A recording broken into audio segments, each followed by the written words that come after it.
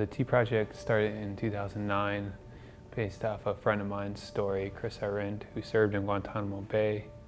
And at the end of the night, he would have to go around to each cell and take out the garbage from dinner. And at dinner, each detainee was served a cup of tea in a styrofoam cup. And they would write and draw all over these cups, even though it was illegal, and they'd be covered in flowers. Aaron and I share an interest in military histories that have a kind of poetic twist to them.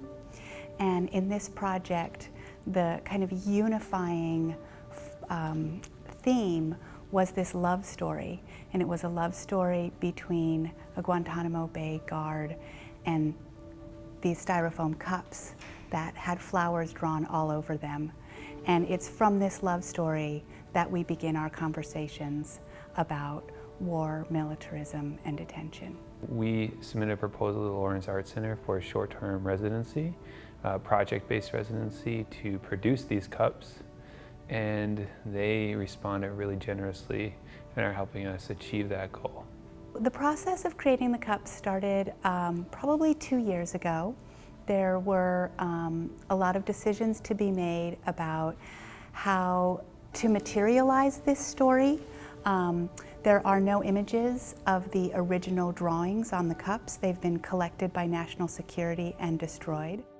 And so we organize the cups by almost statistics. On every cup, there's either a national flower or an indigenous flower from the country of citizenship.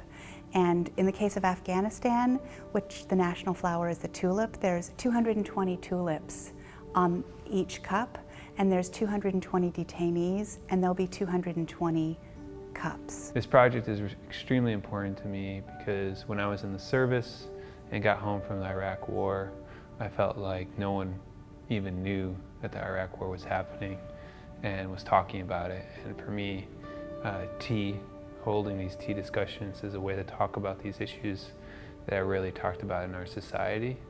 And for me, it's a way to heal. Martin Luther King talked about militarism, materialism, and racism as social ills. And I think the only way for me individually and for our society collectively to heal is through talking about them.